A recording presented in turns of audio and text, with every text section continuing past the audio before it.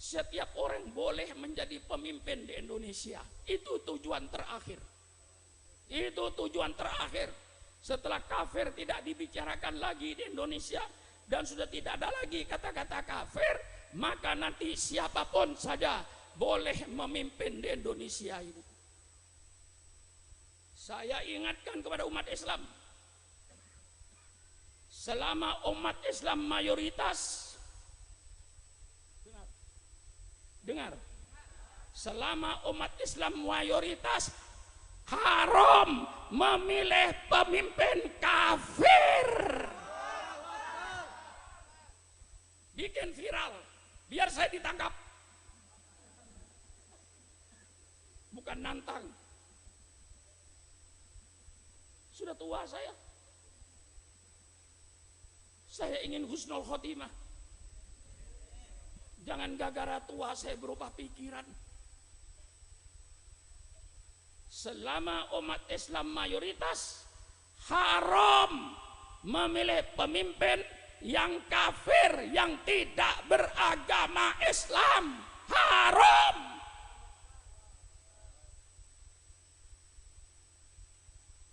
Sampaikan. Ini gara-gara supaya di Indonesia ini orang kafir jadi pemimpin. Kalau di negara minoritas, nah lain-lain hukumnya dalam fikih.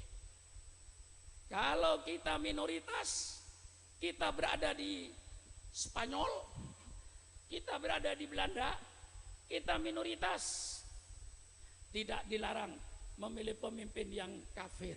Kita dalam negara minoritas, betul apa tidak? Hai bangsa Indonesia, kau jangan menghilangkan naluri manusia. Ini naluri. Orang Sunda pasti ingin pemimpin dari orang Sunda. Betul apa tidak? Betul apa tidak? Orang Betawi ingin punya pemimpin orang Betawi. Betul apa tidak? Sukron Makmun orang Madura ingin mempunyai presiden dari orang Madura. Betul. Orang Jawa ingin punya pemimpin dari suku Jawa. Ini bukan sara, ini naluri manusia. Betul apa tidak? Iya. Yang penting, hai orang Sunda, kau senang dengan orang Sunda, persilakan. Tapi dan dalam negara Bhinneka Tunggal Ika, kau jangan menghina suku yang lain. Orang Sunda jangan menghina suku Jawa. Orang Jawa jangan menghina suku Madura. Orang Madura jangan menghina suku Sunda. Mari kita hidup satu bangsa yang rukun dan damai. Betul apa tidak?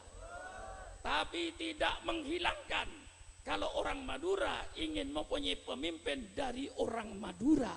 Itu wajar, naluri manusia. Jangan bertentangan dengan kodrat. Betul apa tidak? Kita punya kodrat. Orang Kristen ingin punya pemimpin yang beragama Kristen, pasti. Orang Hindu ingin punya pemimpin yang seagama dengan mereka, agama Hindu, pasti. Saya orang Islam, ya, ingin punya pemimpin yang beragama Islam, pasti. Dan itu bukan sara. Itu kudrat, namanya naluri manusia. Maka saya tidak pernah komplain kalau di Bali gubernurnya selalu orang Hindu dan beragama Hindu. Saya angkat topi, saya hormati orang yang beragama Hindu di Bali. Dia memilih pemimpin yang beragama Hindu sehingga pemimpin dengan masyarakat nanti harmonis. Betul apa tidak? Masyarakatnya Hindu, gubernurnya Hindu, insya Allah masyarakatnya harmonis. Saya tidak pernah komplain kalau di Papua itu gubernurnya selalu beragama Kristen. Saya hormati mereka, umat Kristen yang ada di Papua itu. Mereka konsekuen, karena saya yakin setiap umat beragama dengan pemimpin yang seagama. Itu bukan sara, naluri. Tetapi anehnya, kalau di Jakarta yang mayoritas Islam, Kemarin tidak memilih Ahok, lalu dianggap kepada Sarah. Ini aneh bin ajaib. Betul apa tidak? Kalau orang Jakarta yang mayoritas Islam milih gubernur yang beragama itu satu hal yang wajar. Jangan dibawa kepada Sarah. Kalau dibawa kepada Sarah nanti jadi Sarah, hancur negara ini. Bagaimana? Kira-kira pidato saya ini benar apa salah? Nah, ini yang naluri itu jangan dibeda-bedakan, tapi tetap antara umat beragama saling hormat menghormati, saling harga menghargai, hidup rukun dan damai antar umat beragama. Ini perintah agama Islam, hidup yang toleransi dengan tidak mengorbankan akidahnya. Nah sekarang ini karena untuk toleransi akidah mau dikorbankan. Semua agama sama, semua agama benar. Siapa yang punya pendapat ini? Yang punya pendapat ini seorang tokoh Yahudi, Reform Judaism, Yahudi reformasi, bernama Abraham Giger. Dia yang berpendapat semua agama sama, semua agama benar. Dengan logika apa dia katakan? Karena semua agama pasti menyuruh kepada kebaikan. Tidak ada agama yang menyuruh kepada kejelekan.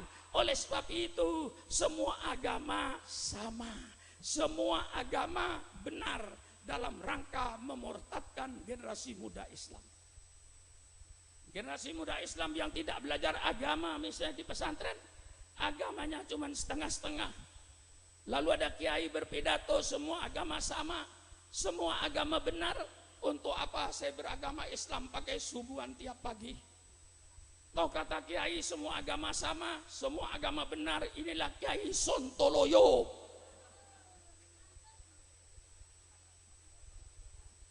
Bagaimana? Mantap? Mantap? Mau jadi kiainya dunia atau menjadi kiai di akhirat? Saya ingin dunia akhirat. Betul? Lah ini saudara-saudara terpaksa saya ungkapkan. Saya ingin terlanjur jadi kiai. Apa? Saya ini terlanjur jadi kiai. Tapi bukan berarti menyesal. Saya harus membenarkan. Ikan gurami itu ikan. Ikan mas itu ikan. Ikan lele itu ikan.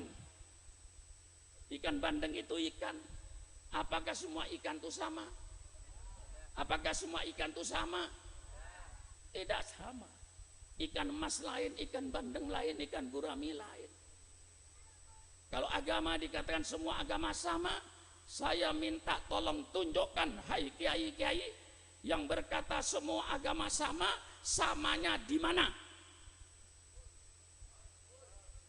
Tolong jelaskan kepada saya, samanya di mana? Akidahnya tidak sama, ibadatnya tidak sama. Orang Islam pergi ke masjid, usalli sunnatan tahiyatal masjid mustaqbalillahi ta'ala, salat qobliyatal jum'ah, dengarkan khotib berkhutbah, setelah itu salat Jumat 2 rakaat, setelah itu salat ba'diyatal Jumat 2 rakaat selesai. Saudara saya yang saya hormati, orang Kristen pergi ke gereja, sepatunya dipakai apa tidak? Bersama pacarnya boleh apa tidak? Di gereja ada doa, di gereja ada nyanyian persilakan. Apakah sama ibadatnya orang Kristen setiap minggu ke gereja dan ibadatnya orang Islam yang ke masjid setiap hari Jumat? Sama apa tidak? Mengapa kau katakan semua agama sama? Matamu yang buta. Persilakan. Kalau dianggap menghina, persilakan, tuntut. Saya tidak menghina, matanya yang tidak melihat, betul apa tidak? Coba lihat. Orang Islam ke masjid, usolli fardhul maghribi mustaqbilal kiblati fala tarakaatin adaan makmuman lillahi ta'ala. Sama dengan orang Kristen yang gereja. Mengapa kau katakan sama? Mengapa kau katakan sama? Matanya yang tidak melihat. Kesel saya ini. Udahlah, apapun yang terjadi. Saya sudah umur 80 tahun. Saya ingin masuk kuburan husnul khotimah. Tidak akan menimbulkan kemunafikan di tengah-tengah bangsa ini. Saya akan mengajarkan yang benar. Maka kadang-kadang walaupun saya sudah tua, Bu, kalau ibu ditanya siapa penceramah paling tua, jawab Supron Makmun, pasti benar. Gak usah ragu-ragu.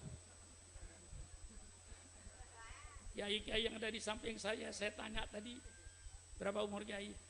74. 72, ya Allah, masih di bawah saya. Kiai Miran itu jauh di bawah saya itu. Saya paling tua, Bu. Hah? Iya benar, Bu.